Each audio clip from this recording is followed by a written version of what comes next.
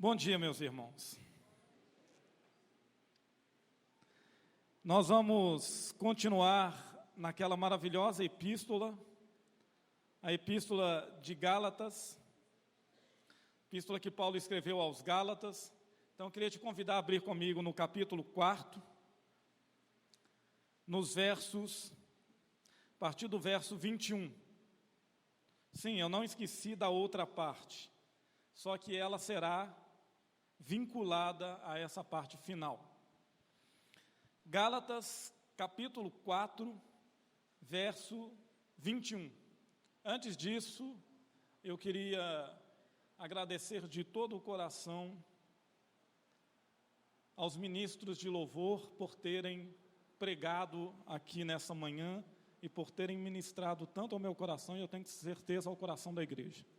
Vocês foram uma bênção e tem sido, viu? Meus irmãos, Gálatas 4, versos 21 a 31, dizem assim: digam-me vocês, os que querem estar debaixo da lei. Acaso vocês não ouvem a lei? Pois está escrito que Abraão teve 2 filhos, um da escrava e outro da livre. O filho da escrava nasceu de modo natural, mas o filho da livre nasceu mediante promessa. Isso é usado aqui como uma ilustração. Essas mulheres representam 2 alianças. Uma aliança procede do Monte Sinai e gera filhos para a escravidão. Esta é Agar. Agar representa o Monte Sinai, na Arábia, e corresponde à atual cidade de Jerusalém, que está escravizada com seus filhos. Mas a Jerusalém do alto é livre, e é a nossa mãe, pois está escrito: regozije-se, ó estéril, você que nunca teve um filho, grite de alegria, você que nunca esteve em trabalho de parto, porque mais são os filhos da mulher abandonada do que os daquela que tem marido. Vocês, irmãos, são filhos da promessa, como Isaque. Naquele tempo, o filho nascido de modo natural perseguia o filho nascido segundo o Espírito. O mesmo acontece agora. Mas o que diz a Escritura? Mande embora a escrava e o seu filho, porque o filho da escrava jamais será herdeiro com o filho da livre. Portanto, irmãos, não somos filhos da escrava, mas da livre.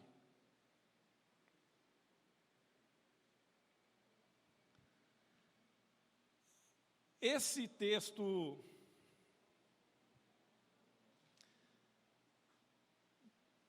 diante da sua construção metafórica, talvez não fosse necessário, porque tudo que ele vai trabalhar já vem sendo trabalhado ao longo dos 3 primeiros capítulos. O que Paulo vai dizer para nós aqui, no final das contas, é que a salvação é pela graça, de que os Gálatas são pessoas insensatas, que eles precisam medir as consequências dos atos deles, que eles precisam entender que o caminho que os judaizantes que desceram para a igreja da Galácia estão propondo para eles é o caminho da escravidão, é o caminho da carnalidade, de uma vida que se liga não à graça, mas à prática das obras para ser salvo. Mas por que então Paulo vai nos arremeter para essa ilustração que é chamada em muitos textos de alegoria. Porque ele quer trabalhar uma questão de identidade espiritual aqui com nós. Para nos ajudar a percebermos melhor a realidade para a qual o cristianismo nos chama. Antes disso, eu quero te explicar a diferença entre essa alegoria aqui que Paulo está nos apresentando no texto e a alegoria que é feita em muitos púlpitos de igreja.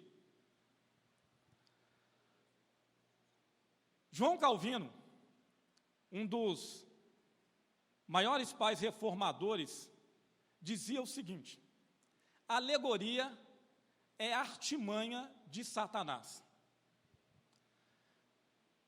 João Calvino abominava a alegoria como método de interpretação da Escritura, mas ele não está falando desse tipo de alegoria que Paulo está trabalhando, mas daquele método alegórico que já era usado pelo catolicismo romano, onde se pegava uma história fictícia, uma história que não era real, para que se construísse verdades espirituais que fundamentariam a vida dos cristãos. Não é o caso aqui. Paulo pega um fato real. O fato que Paulo usa para poder construir a alegoria dele aconteceu. Aconteceu um conflito entre duas mulheres e entre duas crianças, e Deus se posicionou a favor de uma delas, como posteriormente ia se posicionar a favor de uma outra.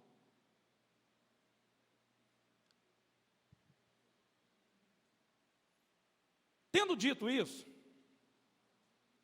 a gente vai voltar lá no verso 12, para a gente entender que Paulo, quando constrói essa metodologia alegórica, ele na verdade está usando os próprios mecanismos que os rabinos usavam para poder tentar escravizar a mentalidade dos irmãos da igreja da Galácia. E ele vai dizer no verso 12: sede qual eu sou, pois também eu sou como vós. Irmãos, assim vos suplico, em nada me ofendestes. Paulo estava dizendo o seguinte aqui no verso 12. Olha,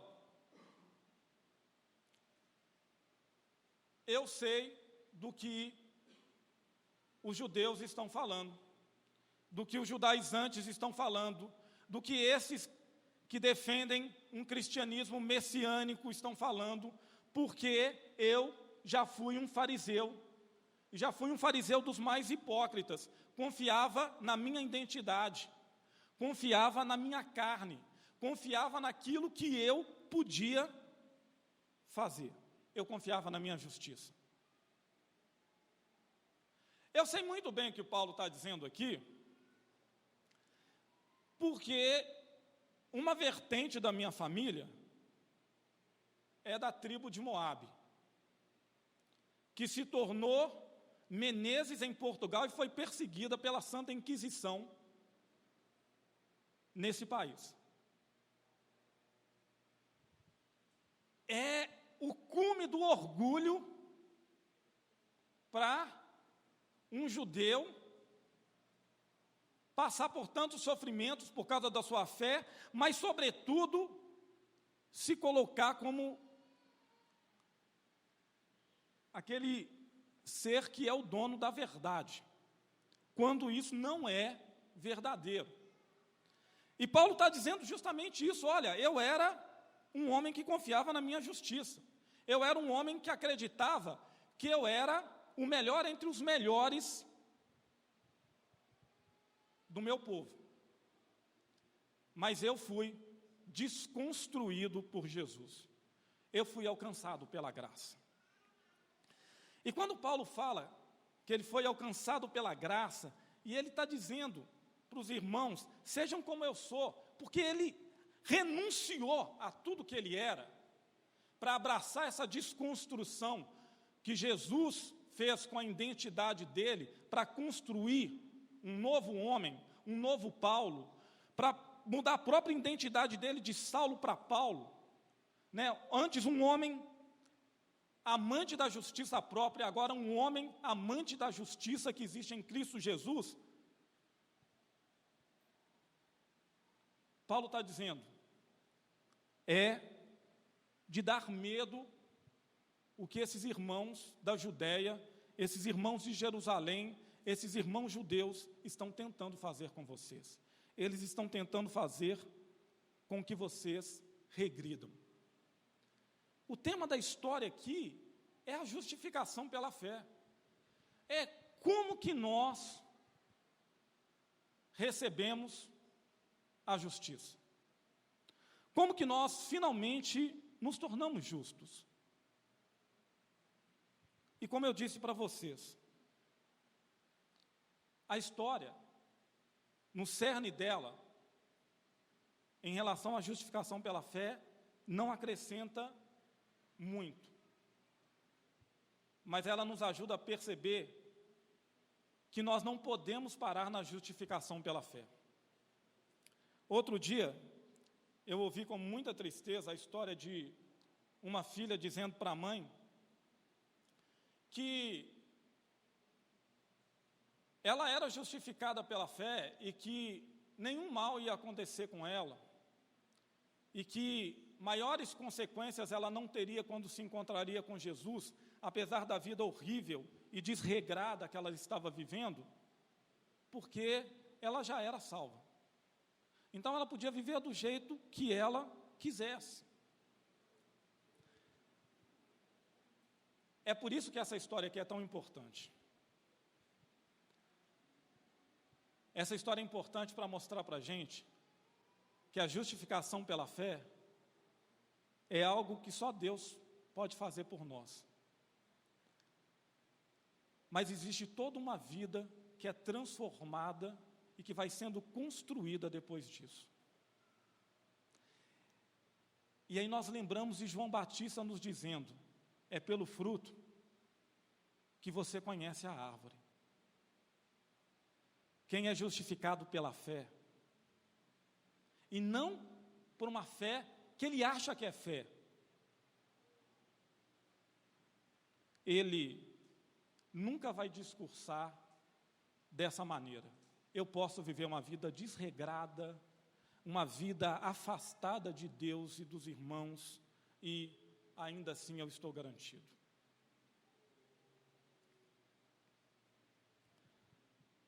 Meus irmãos, lá no verso 22 e 23, que eu quero que você acompanhe comigo, começa então esse conflito entre essas duas mulheres que com certeza já deve ter lido o Gênesis, também conheceu. Diz assim, pois está escrito que Abraão teve 2 filhos, um da mulher escrava e outro da livre. Mas o da escrava nasceu segundo a carne, o da livre mediante a promessa. Bom, o que esses versos estão querendo dizer? Estão querendo dizer o seguinte, que Ismael foi concebido por meio de Agar, que era uma escrava, de forma comum, da forma natural. Mas que Isaac foi concebido através de Sara, uma mulher livre e de acordo com a promessa, porque ela era estéril. O que Paulo quer que eu e você percebamos é o seguinte: uma escrava vai gerar um escravo. A não ser que tenha intervenção de Deus para que haja libertação, como houve lá no Egito. E uma mulher livre vai gerar um filho que é livre. Por que isso é tão importante? Porque Paulo vai construir o paralelo entre essas duas mulheres e seus filhos, para poder exemplificar a ideia de que a lei de Moisés, ela não liberta ninguém, ela gera escravos. Ninguém consegue ser salvo através da lei. todo homem que segue a lei se torna escravo dela, porque é incapaz de cumpri-la totalmente. E o discurso que a lei nos ensina é: eu estou no centro, eu dou conta de cumprir esses mandamentos. E desde que eu siga esses mandamentos, eu serei salvo. Jesus se encontrou com um garoto assim um dia. Eu gosto das histórias de Jesus, porque elas ilustram a graça muito bem. Um dia um garoto se encontrou com Jesus e disse assim para o Cristo: Senhor, como é que eu vou fazer para herdar a vida eterna? Ele estava falando sobre esse assunto que nós estamos tratando aqui. E Jesus, que já tinha ouvido da boca do garoto, bom mestre, disse para o garoto: olha, você sabe muito bem, guarda os mandamentos. Jesus começou a fazer a abordagem da lei com ele. E aí, ele se sentiu super. Ele se sentiu muito bem. Por quê? Porque desde garoto ele guardava todos os preceitos da lei que Jesus tinha citado para ele, que estavam lá na conversa. Na mentalidade dele, ele já estava garantido. Mas Jesus dá um passo a mais. Aquele um passo a mais que parece uma milha. É um passo, é uma milha, é um infinito de distância entre a lei e a graça. Jesus então diz assim: joia, ótimo, agora só falta uma coisa para você. Só falta uma coisa, mas falta tudo. Porque Jesus diz assim: vai, vende tudo que você tem e dá para os pobres, e você vai ter um tesouro no céu. Depois vem e me segue. Jesus então apresenta o caminho da graça para ele, e ele não dá conta. Ele não dá conta porque a maneira dele de enxergar o mundo castrou ele para a graça. Desde pequeno ele tinha ouvido que quem nasce rico já tem o sinal do favor de Deus. O judaísmo ensinava isso. Então aquele discurso de Jesus de abrir mão daquilo que é central na sua vida, para você ter um tesouro num lugar, é complicado demais. O escravo não dá conta disso, ele precisa se apegar ao que ele já tem. Eu vou continuar, eu não estou dando conta de cumprir a lei, mas eu vou continuar tentando. E eu vou apresentar esse caminho para as pessoas.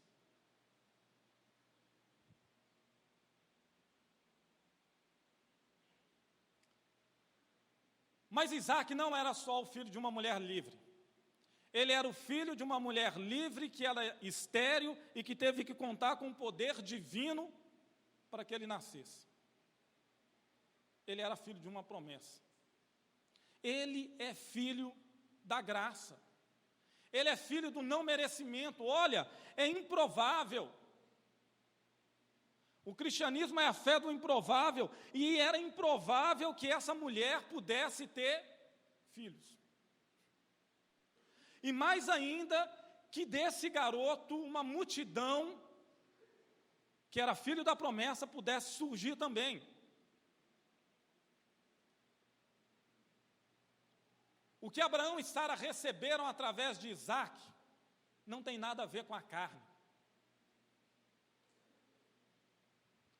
Tem a ver com o seguinte: um dia Jesus sentou no monte, começou a conversar com os discípulos dele, as pessoas se juntaram, começaram a ouvir Jesus, e Jesus disse o seguinte: olha, o sol nasce sobre bons e maus, e a chuva cai sobre justos e injustos. Aonde que está a dignidade humana para receber sol e chuva todo dia? Aonde que está a dignidade humana para acordar vivo todo dia. É fruto da graça. É o que Jesus está tentando estabelecer.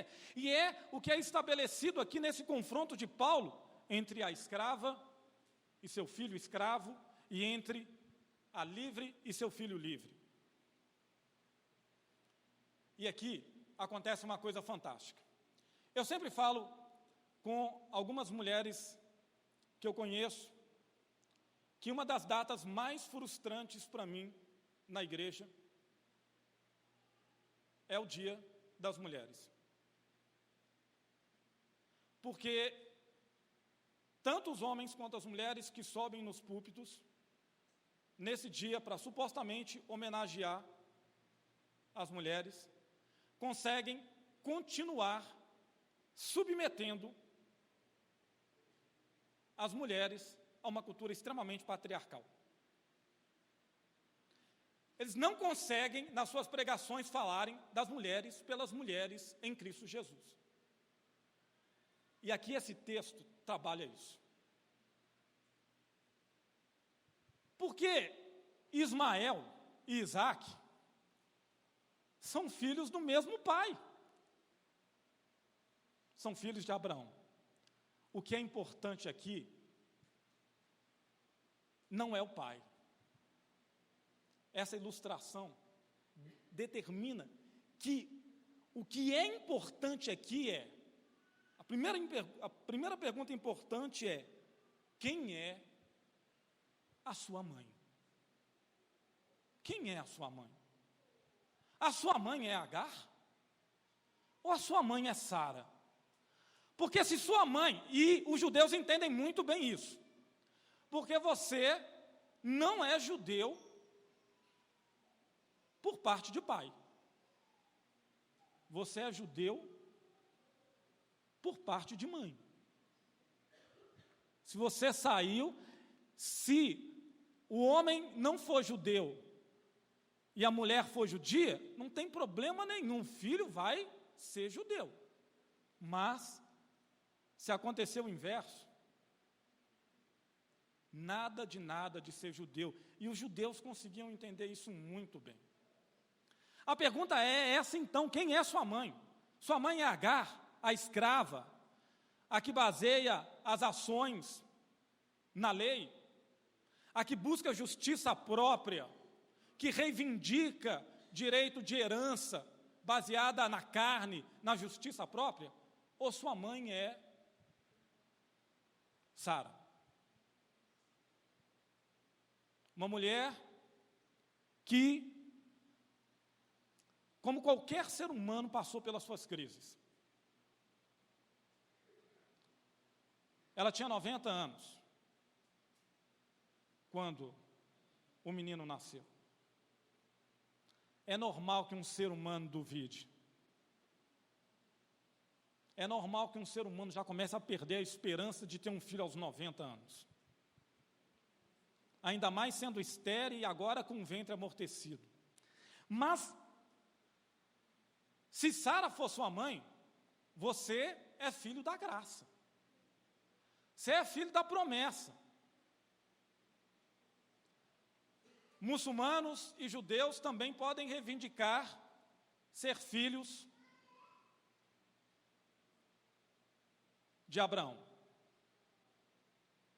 Mas espiritualmente, e eu não estou falando naturalmente, porque os judeus podem reivindicar ser filhos de Sara naturalmente, mas espiritualmente, eles não têm como reivindicar ser filhos de Sara. Porque Sara, ela é o protótipo da graça que atua para a salvação.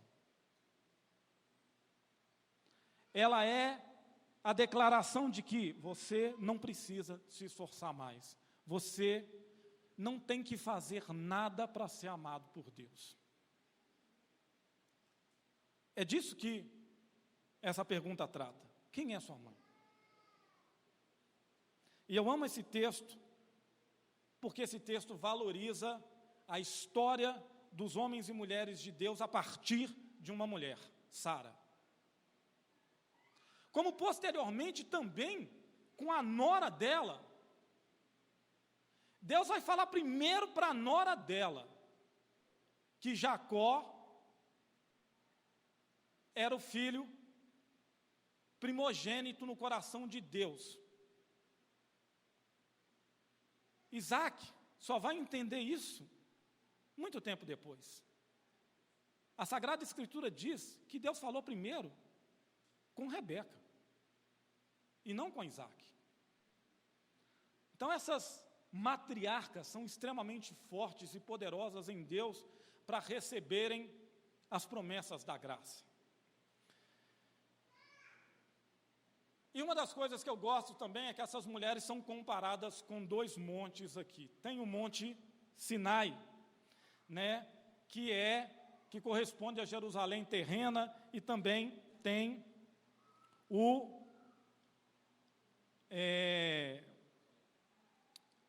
vamos lá para o texto, diz assim: essas coisas são alegóricas, verso 24, porque essas mulheres são duas alianças. Uma, na verdade, se refere ao Monte Sinai, que gera para a escravidão. Esta é Agar. Ora, Agar é o Monte Sinai na Arábia, e corresponde a Jerusalém atual, que está em escravidão com seus filhos.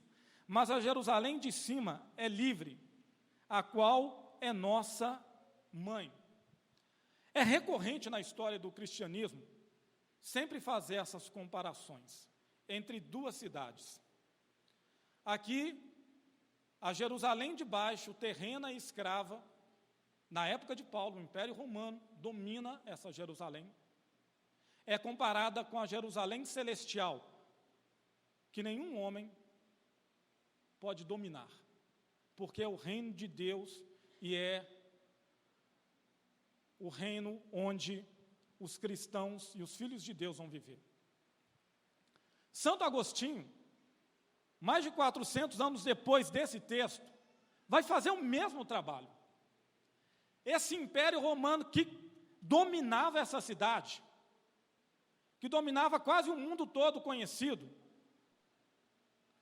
ele está em frangalhos, ele está em decadência, ele está acabando.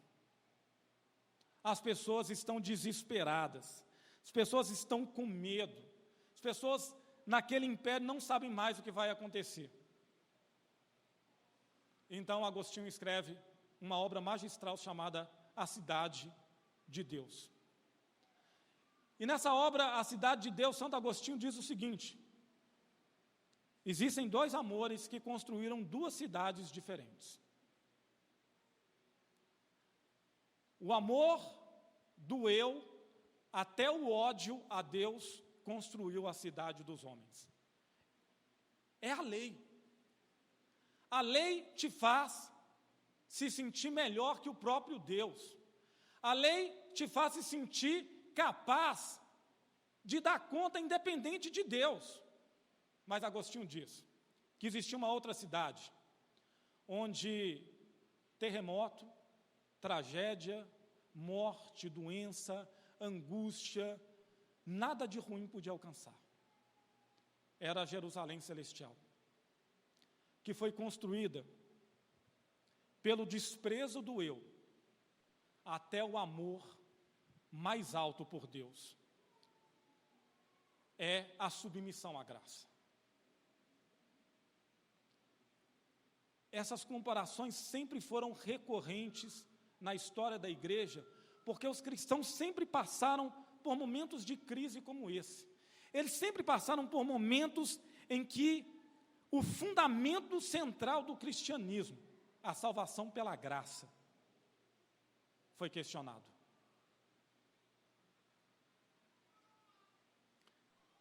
Tem um comentário de um grande homem de Deus chamado Cowley, em que ele diz o seguinte: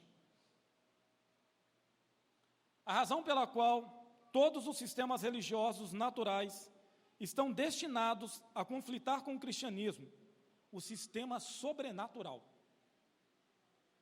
é que elas não podem coexistir como caminhos paralelos ao mesmo objetivo. Esse é o motivo da perseguição mencionada no texto ser inevitável. O cristianismo é, nesse sentido, uma fé que não negocia com outros sistemas religiosos. O que o Cole está querendo trazer para a gente aqui? Ele está querendo dizer que esse texto que nós estamos analisando hoje, ele te desafia para uma coisa que hoje é muito impopular. Hoje é muito difícil na igreja. Hoje, tem uma filosofia que na minha época, de rede de adolescentes, eu chamava de NBA. Era a filosofia do, não é bem assim não. Não é bem assim. A gente tem que ter a mente aberta. A gente não pode ser tão fechado. Tem que ter o coração, um coração, porque o coração de Deus é um coração assim, que inclui todo mundo. Deus é inclusivista. Todos os caminhos levam a Roma. Deus é o mesmo em todas as religiões. Só que o Cole está dizendo que esse texto, ele diz justamente o contrário. Ele diz que, num mundo que a doutrina da pregação de um evangelho eficaz se tornou impopular, porque a gente precisa ter a mente aberta, porque cristãos estão dizendo que budistas, que judeus, que muçulmanos e que outras pessoas também vão para o céu, que é impopular, porque nós precisamos ser tolerantes.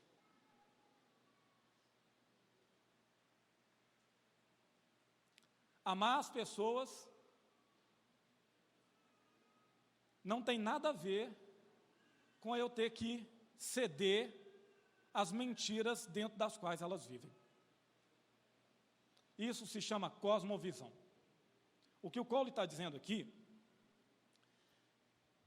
no final das contas, é o seguinte: eu vou traduzir de uma maneira que nós consigamos entender aqui. Existem várias cosmovisões no mundo. Uma cosmovisão é uma maneira de enxergar o mundo. É como se eu colocasse um óculos e com aquele óculos eu interpreto todas as realidades do mundo. A política, a financeira, a religiosa, todas elas. Aí o Cole está dizendo para nós que o cristianismo, ele tem uma cosmovisão ímpar. Uma cosmovisão que é diferente de todas as outras cosmovisões.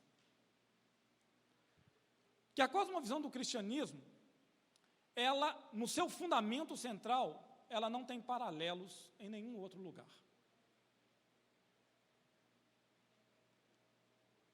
Judaísmo, islamismo, espiritismo, budismo, hinduísmo, shintoísmo.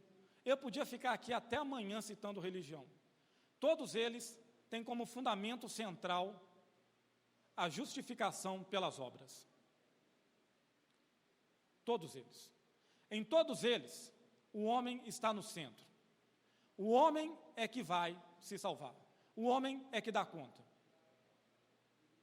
É só no cristianismo que existe a declaração de que eu não dou conta.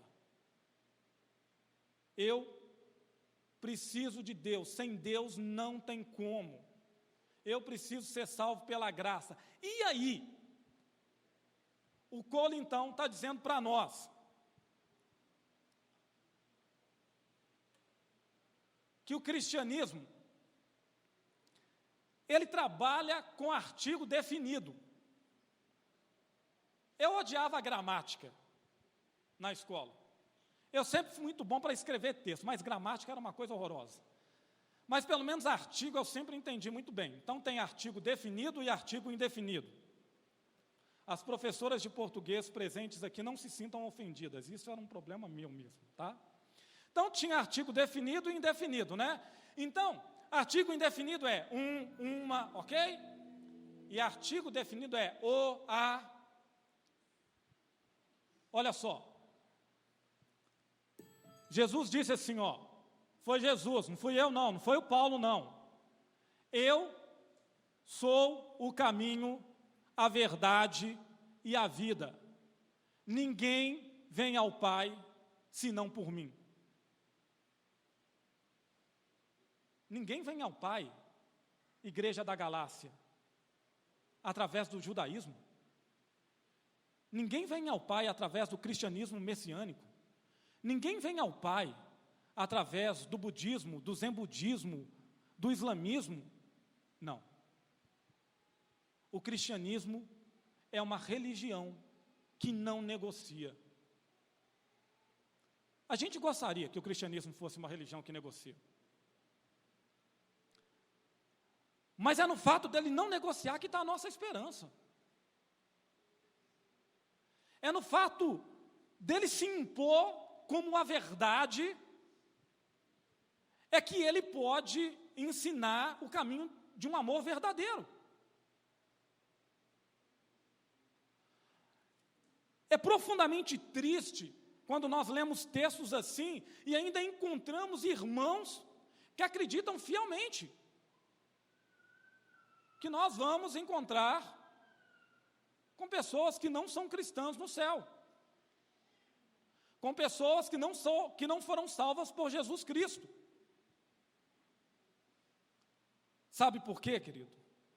Porque quando eu digo eu vou encontrar com pessoas assim, eu estou dizendo a justificação, no final das contas, não é pela fé.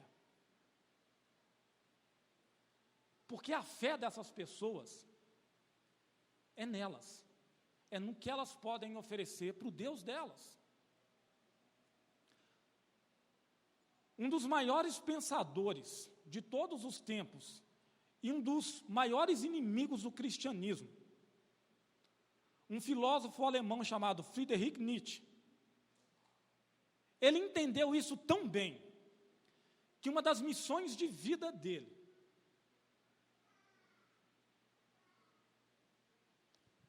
foi fazer com que o cristianismo se tornasse uma religião de artigo indefinido, ao invés de uma religião de artigo definido. Existe uma declaração do Nietzsche onde ele diz assim: o cristianismo só é cristianismo quando ele se coloca como absoluto e como a única verdade. Nós precisamos conseguir fazer com que a sociedade entenda que o cristianismo é só mais uma opção. E é com muita tristeza que eu tenho que dizer que o Friedrich Nietzsche e os seus seguidores, eles conseguiram fazer isso. Eles conseguiram colocar isso na cabeça, inclusive de cristãos, de que o cristianismo é só mais uma opção. No dia que o cristianismo se torna só mais uma opção, é o dia em que Jesus deixa de ser o único caminho, em que a justificação não é mais pela fé, em que o escândalo da cruz deixa de ser escandaloso, em que o milagre da ressurreição deixa de dar esperança. Eu quero encerrar dizendo para você justamente isso. É porque esse texto defende. É porque esse homem defende. Esse homem é alcançado pela graça. Defende com unhas e dentes que nós somos filhos não da escrava, mas da livre. Que você, que como eu, entrou aqui cheio de desafios. Você está com enfermidade, você tem gente doente na família, você está procurando um emprego melhor, ou você está desempregado, você está passando necessidade em casa, você vê amigos seus se afastarem da fé, você vê tantas tragédias e tantas dificuldades acontecendo. Mas é porque a sua mãe se chama Sara. E porque você nasceu de uma mulher livre.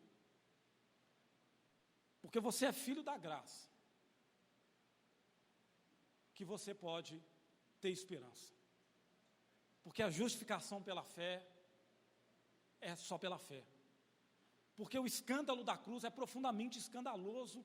E porque o milagre da ressurreição acontece todas as vezes que uma pessoa nasce de novo verdadeiramente. Você pode crer no amanhã, você pode ter esperança, você pode ter a convicção de que as coisas vão melhorar, não da sua perspectiva, mas da perspectiva de Deus. Porque você é filho de uma mulher livre, que foi estéril, mas que foi alvo do sobrenatural de Deus. E é por isso que você tem visto o sobrenatural de Deus acontecer na sua vida, nos pequenos e nos grandes detalhes. Amém, meus irmãos? Queria que vocês se colocassem de pé.